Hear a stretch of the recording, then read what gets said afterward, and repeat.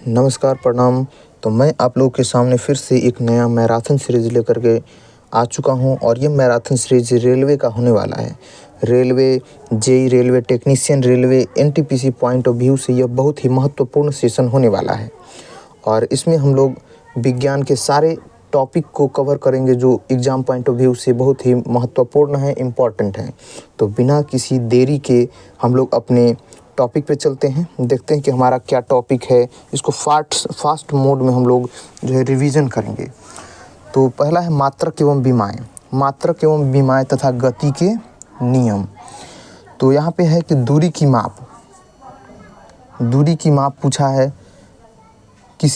यहाँ दूरी की माप है, किसी वस्तु द्वारा तय की गई कुल पथ की लंबाई क्या कहलाती है। किसी वस्तु द्वारा तय की गई कुल पथ की लंबाई, जब किसी पथ की लंबाई ट्रेवल करता है तो वो क्या कहलाता है, तो वो दूरी कहलाता है हमारा। ठीक है। अब है कि दो निश्चित बिंदुओं के बीच की दूरी को क्या कहते हैं, तो लंबाई कहते हैं। दो निश्चित बिंदु जैसे यहाँ एक हो गया, यहाँ हो गया, इनके बीच की दूरी को हम लोग क्या कहेंगे, लंबाई कहेंगे। वहीं बड़ी दूरियों को मापने के लिए उपयोग की जाने वाली इकाइयाँ एसआई इकाई की गुणज होती है। जैसे उदाहरण के लिए बड़ी दूरियाँ कौन कौन सी होती है, किलोमीटर में होती है, हेक्टो में होती है, डेका में होती है। और वहीं छोटी दूरी मापने के लिए हम किसका यूज करते हैं, कौन सी इकाइयों का यूज करते हैं, तो मिली हो गया, सेंटी हो गया, डेसी हो गया। ठीक है। अब यहाँ लिखा हुआ है कि 10 विभिन्न घातों के पूर्वलग्न एवं उनके संकेत। तो क्या क्या उनके संकेत हैं और पूर्वलग्न हैं, तो एक्सा हम कैसे लिखते हैं, ई से संकेतिक करते हैं। और 10 के पावर 18 जो घात होता है एक्सा का होता है। कहीं कहता है कि पेटा कितना बराबर होता है, तो 10 के पावर 15 जो होता है, 10 के पावर 15 जो होता है वो पेटा के बराबर होता है। टेरा 10 के पावर कितना होता है, 12 होता है। टेरा होता है 10 के पावर 12। गीगा की बात करें तो गीगा होता है 10 के पावर 9 जो होता है, गीगा होता है। मेगा हमारा 10 के पावर 6 होता है, मेगा। और किलो की बात करें तो किलो 10 के पावर 3 जो होता है हमारा, किलो होता है। हेक्टो की बात करें तो हेक्टो यानी कि 10 का स्क्वायर, 10 का स्क्वायर जो होता है हेक्टो होता है। और डेका 10 टू द पावर 1 यानी कि 10 की पावर 1 जो होता है डेका होता है। डेसी की बात करते हैं, डेसी तो 10 के पावर -1, यहाँ ध्यान दीजिएगा, माइनस यहाँ से स्टार्ट हो गया है, यहाँ से जो है ना अब डेसी चल रहा है, -10 के पावर -1 डेसी हो गया। फिर डेसी, सेंटी, मिली, माइक्रो ऐसे बढ़ते चलेंगे। डेसी 10 के पावर -1, 10 के पावर -2 सेंटी हो गया। फिर 10 के पावर -3 मिली हो गया। 10 के पावर -6 हमारा माइक्रो हो जाएगा। 10 के पावर -9 नैनो हो जाएगा। 10 के पावर -12 पिको हो जाएगा। 10 के पावर -15 फेमटो हो जाएगा। और 10 के पावर -18 एटो हो जाएगा। एटो को ए से डिनोट करते हैं। अब देखते हैं आगे क्या दिया है। आगे दिया हुआ है कि खगोलीय दूरी को थोड़ा सा देख लेते हैं। लिखा हुआ है कि प्रकाश द्वारा एक वर्ष में तय की गई कुल दूरी क्या कहलाती है, तो एक वर्ष में तय की गई कुल दूरी जो है प्रकाश वर्ष कहलाती है।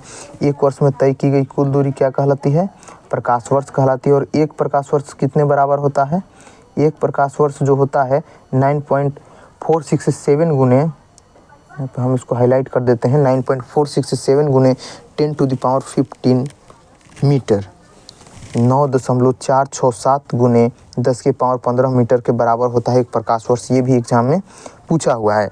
अगला कि सूर्य और पृथ्वी के बीच बहुत लंबी दूरी मापी जा सकती है, किससे, तो खगोलीय इकाई द्वारा मापी जा सकती है। एक खगोलीय इकाई कितना होता है, एक खगोलीय इकाई 1.496 1.496 यानी कि 496 गुने 10 के पावर 11 मीटर। दूरी मापने की सबसे बड़ी इकाई क्या होती है, तो पारसेक होती है।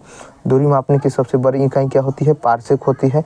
एक पारसेक में कितना होता है, एक पारसेक में 3.086 गुने 10 के पावर 16 मीटर या 3.26 प्रकाश वर्ष होता है।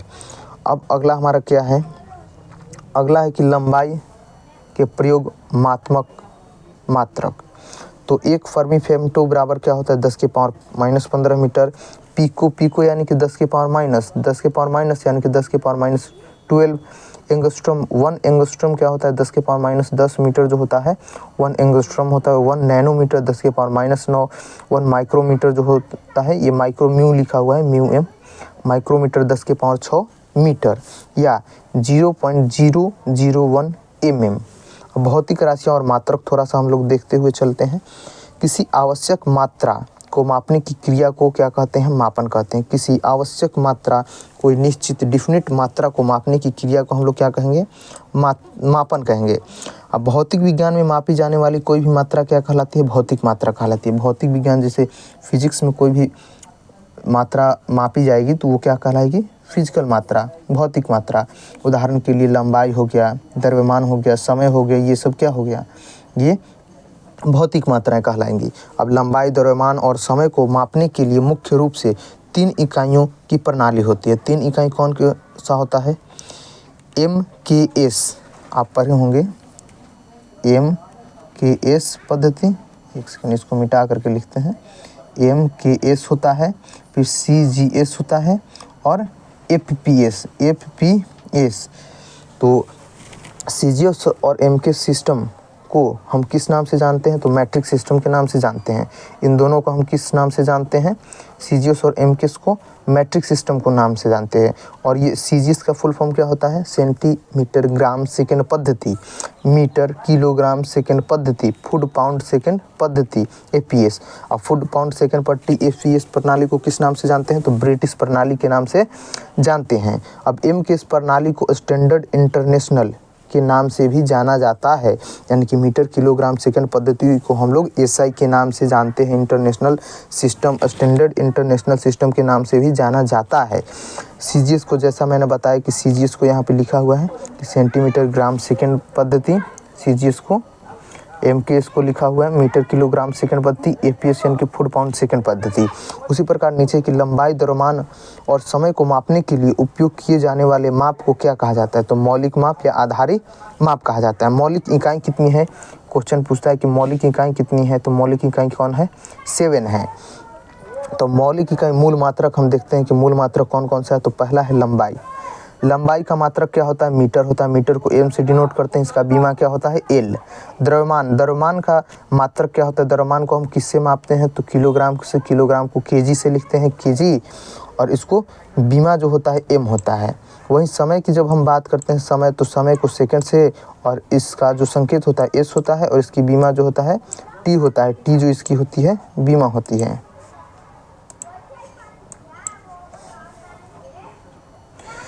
तापमान की बात करें, अगला तापमान, टेम्परेचर। टेम्परेचर का जो मात्रक होता है केल्विन होता है। केल्विन को K से डिनोट करते हैं, संकेतित करते हैं, बीमा होता है K। धारा की बात करें तो धारा एम्पियर हो गया, एम्पियर मात्रक को क्या A से डिनोट करते हैं, इसका भी बीमा A हो गया।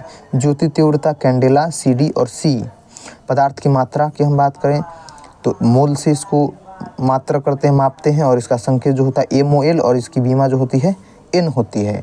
अब चलते हैं कि माप की 2 पूरक इकाइयाँ हैं। ये कौन सी इकाइयाँ थी, ये कौन सी इकाइयाँ थी, मौलिक इकाइयाँ। मौलिक इकाइयाँ में मूल मात्रक है, ये मूल मात्रक है। और ये जो 2 इकाई होती है, समतल कोण और ठोस कोण, यानी कि रेडियन और स्टेरेडियन, ये पूरक इकाइयाँ हैं। तो पूरक इकाइयाँ कितनी होती है, 2 पूरक इकाइयाँ होती है, ठीक है। तो पूरक इकाइयाँ में समतल कोण जिसका मात्रक हो गया रेडियन, RAD से संकेतित करते हैं। ठोस कोण यानी कि सॉलिड एंगल, स्टेरेडियन, SR से डिनोट करते हैं। अब चलते हैं अपने अगले पेज की ओर। अगला पेज में क्या दिया गया है जरा देखते हैं। अगला पेज में दिया हुआ है कि मानक इकाई यानी कि SI यूनिट,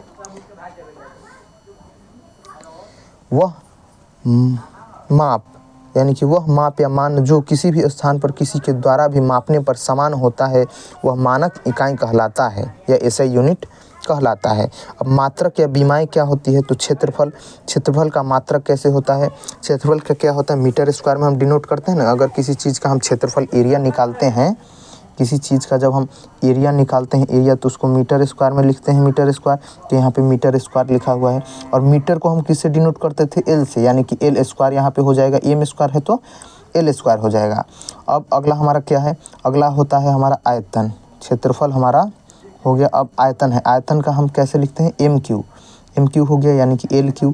चाल को हम कैसे लिखते हैं, मीटर पर सेकेंड। यहाँ पे एक सेकेंड आपको दिखाते हैं, मीटर पर सेकेंड। तो ये मीटर पर सेकेंड है, मीटर सेकेंड इन्वर्स लिखा हुआ है, यानी कि मीटर प्रति सेकेंड। ये सेकेंड जब ऊपर आता है तो इन्वर्स का साइन इसके ऊपर लग जाता है, वही इसका बीमा होता है। ये आप लोग देख लीजिएगा।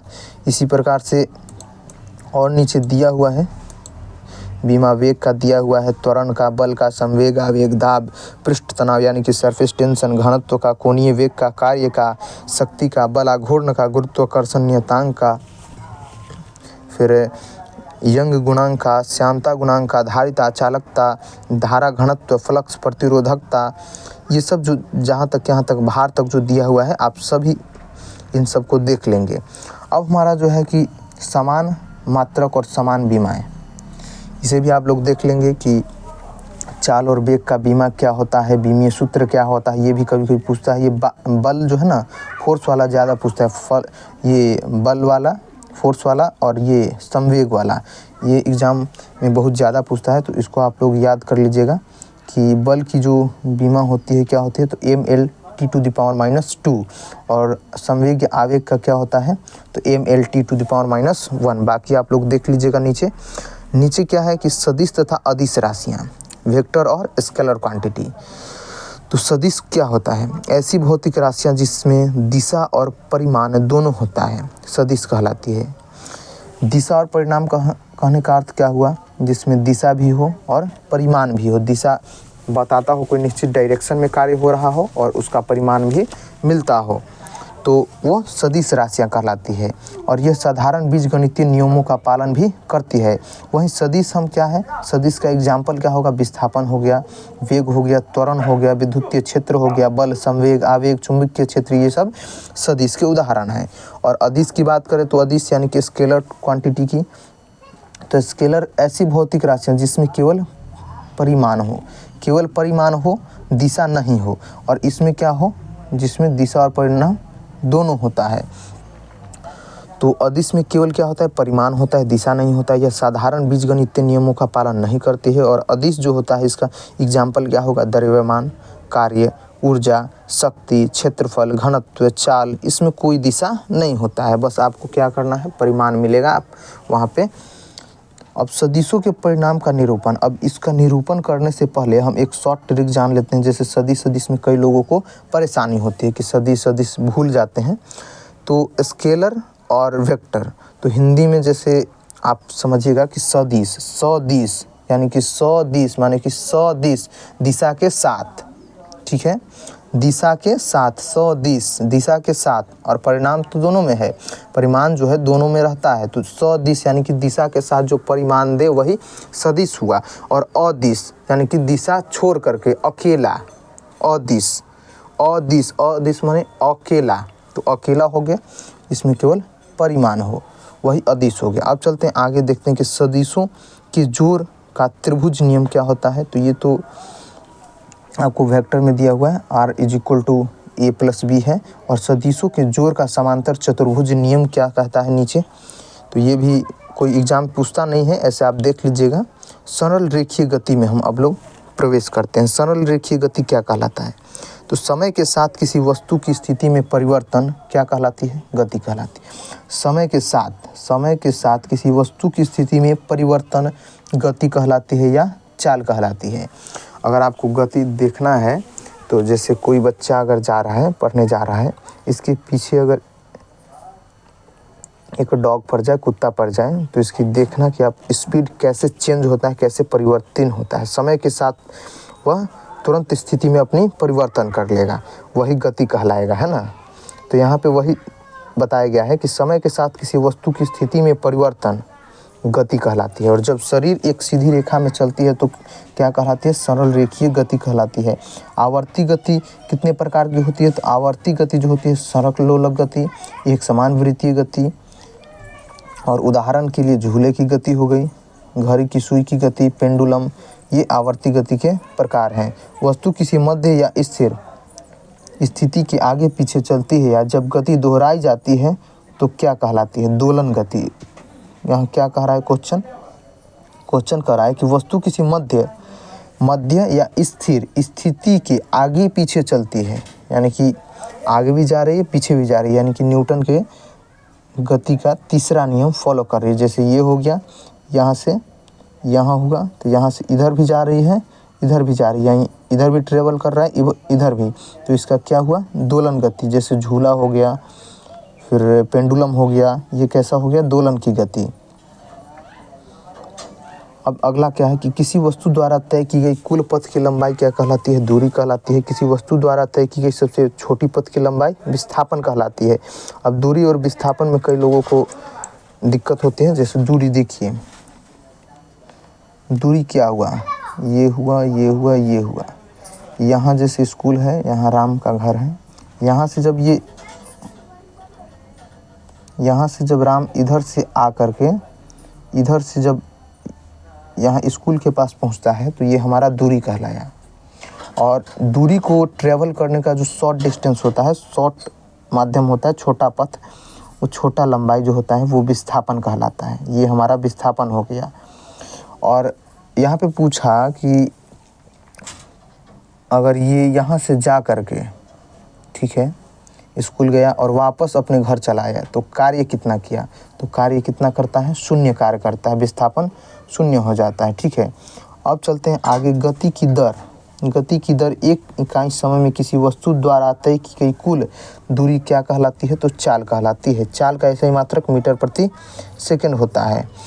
यात्रा की कुल दूरी को कुल लिए गए समय से विभाजित करने पर क्या प्राप्त होता है? यात्रा की कुल दूरी को कुल लिए गए समय से, कुल दूरी को कुल समय से, यानी कि दूरी बटा समय विभाजित करने पर क्या मिलेगा? तो औसत चाल मिलेगा। औसत चाल बराबर क्या है? नीचे फॉर्मूला भी लिखा हुआ है, कुल दूरी बटा कुल समय, यानी कि दूरी बटा समय औसत चाल हो गया। ठीक है, किसी निश्चित दिशा में गति करने वाली वस्तु की चाल क्या कहलाती है? वेग कहलाती है। जब कोई निश्चित दिशा में ट्रेवल करती है तो वो क्या कहलाएगी? वेग कहलाएगी। अब यहाँ देखिए औसत वेग दिखाया गया है। औसत वेग बराबर होता है विस्थापन बटा समय, विस्थापन अपॉन समय। जैसे दूरी यहाँ से स्टार्टिंग किया, स्टार्टिंग पॉइंट यहाँ है, यहाँ से ऐसे ऐसे ऐसे ऐसे चल करके एंड यहाँ तक किया, यहाँ पे एंड हुआ। यहाँ दूरी क्या हुआ कि कुल पथ की लंबाई, और विस्थापन क्या हुआ? सबसे छोटा पथ। यहाँ से यहाँ भी जा सकता था लेकिन यहाँ से घूम करके गया है। अब प्रति इकाई समय में वेग में परिवर्तन की दर क्या कहलाता है? त्वरण कहलाता है। प्रति इकाई समय में वेग में परिवर्तन क्या कहलाता है? त्वरण कहलाता है। वेग की दिशा में त्वरण कैसा होता है? सकारात्मक त्वरण होता है। और वेग के परिवर्तित दिशा में त्वरण कैसा होता है? ऋणात्मक होता है। जब वस्तु समान समय अंतराल में वेग में समान परिवर्तन के साथ एक सीधी रेखा में चलती है तो एक समान त्वरण कहलाती है। कहने का मतलब कि जब वस्तु समान समय अंतराल में, यानी कि वेग के समान समय अंतराल में वेग के साथ एक सीधी रेखा में चलती है तो एक समान त्वरण कहलाती है। और जब किसी वस्तु वेग की असमान दर में बदलता है तो असमान त्वरण कहलाती है, यानी कि एक्सेलरेशन कहलाती है। मुक्त रूप से गिरती हुई वस्तु किसका उदाहरण है? तो एक समान त्वरण का उदाहरण है। और भारी यातायात में वाहन किसका उदाहरण है? तो असमान त्वरण का उदाहरण है। वेग और समय के बीच ग्राफ खींचने पर जब इसका ढलान किसको दर्शाता है? तो औसत त्वरण को दर्शाता है। न्यूटन की गति के नियमों की क्या विशेषता है? यहाँ पे न्यूटन की गति के नियमों की विशेषता पूछ तो सभी गति के नियम सरल रेखीय गति में एक समान त्वरण पर आधारित होते हैं। तो अब हम लोग देखते हैं कि न्यूटन की गति के नियम क्या होता है।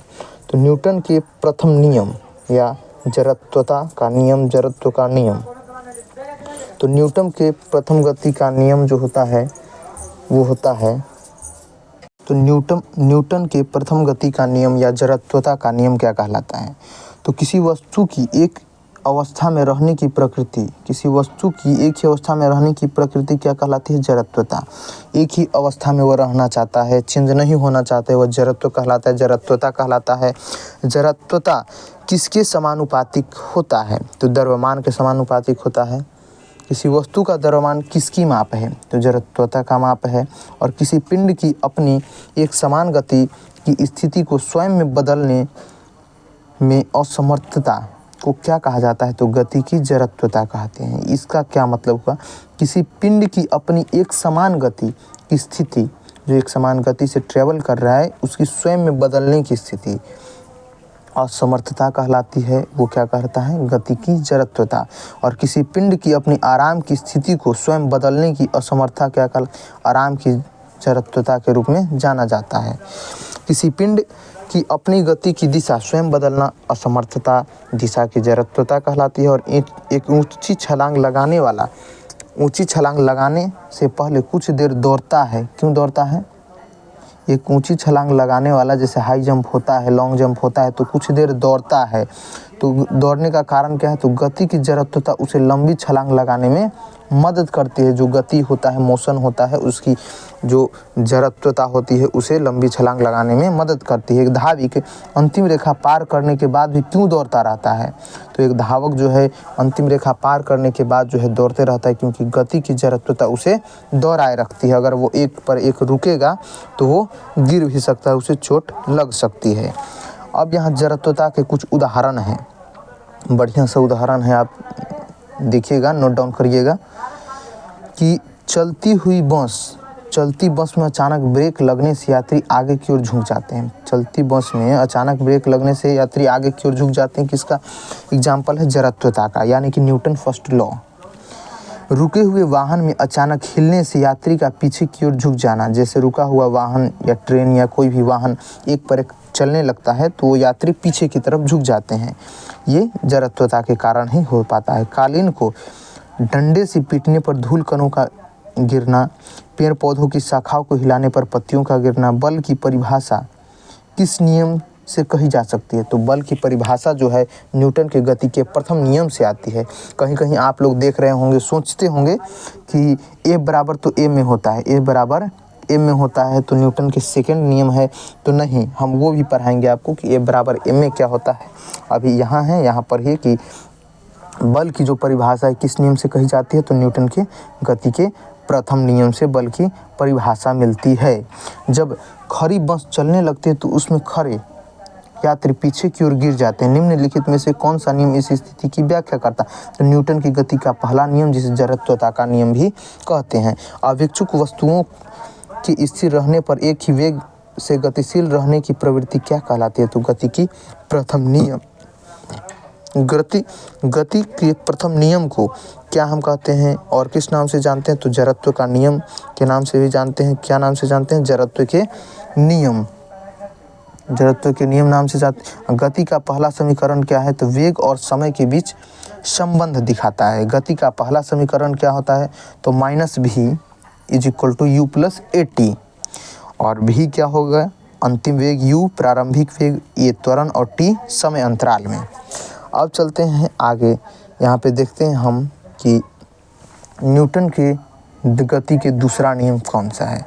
न्यूटन के गति के दूसरा नियम कौन सा है, तो गति का दूसरा समीकरण स्थिति और समय के बीच संबंध दिखाता है। स्थिति और समय के बीच, उसमें क्या दिखा रहा था, वेग और समय के बीच ग्राफ दिखाता था। इसमें न्यूटन के गति का दूसरा नियम जो है स्थिति और समय के बीच संबंध दिखाता है।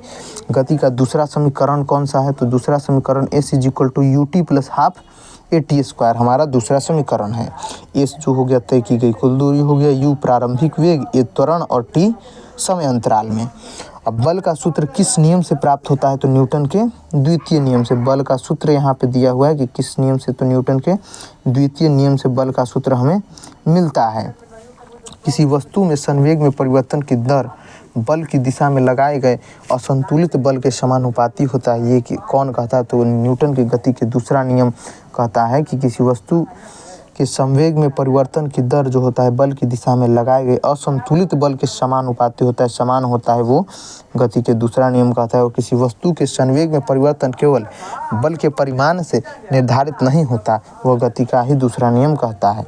क्रिकेट में जब कोई क्षेत्र रक्षक तेज गति से आती हुई गेंद को पकड़ता है, क्षेत्र रक्षक कहने का मतलब कि फील्डर जो होता है, जो कैच करता है, बॉल पकड़ता है, तेज गति से आती हुई गेंद को पकड़ता है तो वो अपने हाथों को पीछे की ओर खींच लेता है, हाथ को पीछे की ओर पुश करता है, खींचता है। गेंद आता है तो हाथ को पीछे की ओर, तो और गेंद पकड़ लेता है। ऐसा क्यों करता है, तो गति के दूसरा नियम के ही कारण करता है। और न्यूटन के गति के जो दूसरा नियम है, इसके कुछ उदाहरण हैं, देखते हैं कौन कौन से उदाहरण हैं। तो टेनिस की गेंद की तुलना में क्रिकेट गेंद से अधिक चोटें लगती हैं। टेनिस की गेंद की तुलना में क्रिकेट गेंद से अधिक चोटें लगती है। और वहीं गद्दे की तुलना में फर्श पर चोट लगने का खतरा अधिक होता है। गद्दे की तुलना, जब गद्दा पे कोई गिरता है तो उसको चोट कम लगता है, और वही फर्श पे गिरेगा तो चोट ज़्यादा लगेगा। ऊंची या लंबी कूद में ज़मीन को खोद कर हल्का कर दिया जाता है ताकि कम चोट लगे।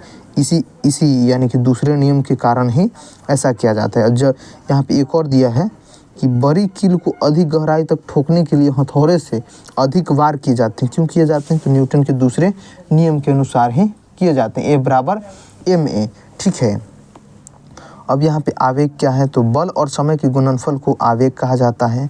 बल और समय के गुणनफल, बल और समय के गुणनफल को आवेग कहा जाता है। आवेग को J से डिनोट करते हैं, बल को F से और समय को T से। यानी कि आवेग का ऐसा ही मात्रक न्यूटन सेकंड होता है या किलोग्राम मीटर पर सेकंड स्क्वायर होता है। उदाहरण के लिए यदि कोई खिलाड़ी कैच लेना चाहता है तो वो अपना हाथ पीछे की ओर खींचता है, हाथ पीछे की ओर खींचता है, जिससे समय का मान बढ़ जाता है और लगाया गया बल कम हो जाता है, जिससे कैच आसानी से पकड़ लिया जाता है और उसे चोट नहीं लगती है। सीमेंट के फर्श पर गिरने पर आदमी को चोट ज़्यादा लगता है और वहीं रेत के टीले पर गिरने से ज़्यादा चोट नहीं लगती है। किसके कारण? तो आवेग के कारण, ठीक है। अब हम देखते हैं कि न्यूटन की गति के तीसरा नियम क्या कहती है भाई। तो न्यूटन की गति के तीसरा नियम को हम देख लेते हैं। और न्यूटन की गति के तीसरा नियम के अनुसार जब बंदूक से गोली चलाई जाती है तो बंदूक विपरीत दिशा में एक बल आरोपित करती है, धक्का देती है। यह न्यूटन की किस गति के नियम को दर्शाता है? तो ये तीसरा नियम के द्वारा ही दर्शाया जाता है। यानी कि जैसा आप एक्शन लगाएंगे वैसा रिएक्शन मिलेगा। तो प्रत्येक क्रिया बल में एक समान और विपरीत प्रतिक्रिया, प्रत्येक क्रिया का विपरीत प्रतिक्रिया जो बल होता है वो एक साथ कार्य करते हैं, वो गति के तीसरा नियम ही कहता है। अब जब एक वस्तु किसी अन्य वस्तु पर बल लगाती है तो दूसरी वस्तु भी पहली वस्तु पर समान और विपरीत बल लगाती है। ये कैसा होता है? तो गति का तीसरा नियम के अनुसार ही पॉसिबल हो पाता है। जब एक वस्तु किसी अन्य वस्तु पर बल लगाती है तो दूसरी वस्तु भी उस वस्तु पर अपना विपरीत बल लगाती है। यही हमारा न्यूटन का तीसरा नियम कहता है। और न्यूटन का कौन सा नियम है जो बल की प्रकृति को प्रकट करता है? तो गति का तीसरा नियम बल की प्रकृति को प्रकट करता है। पहला से बल का परिभाषा मिला, दूसरा से फॉर्मूला मिला, सूत्र मिला, और तीसरा जो है ये बल का प्रकृति को प्रकट करता है। इसके कुछ उदाहरण है, देख लेते हैं। तो एक महिला कुएं से पानी निकाल रही है, रस्सी टूटने से पीछे गिर जाती है। न्यूटन के तीसरे नियम का उदाहरण है। गोली चलाने पर बंदूक के झटके के कारण चोट लगना, न्यूटन थर्ड लॉ। तैरते समय पानी से टकराना न्यूटन के तीसरे नियम को फॉलो करता है। नाव से कूदते समय या नाव से कूदने पर नाव का पीछे की ओर चलना, वहीं रॉकेट का उड़ान भरना गति का तीसरा समीकरण कहलाता है। गति का तीसरा समीकरण क्या है? तो -u² बराबर v² बराबर u² + 2as। और गति या विश्राम का विरोध कौन करता है? तो पहला नियम।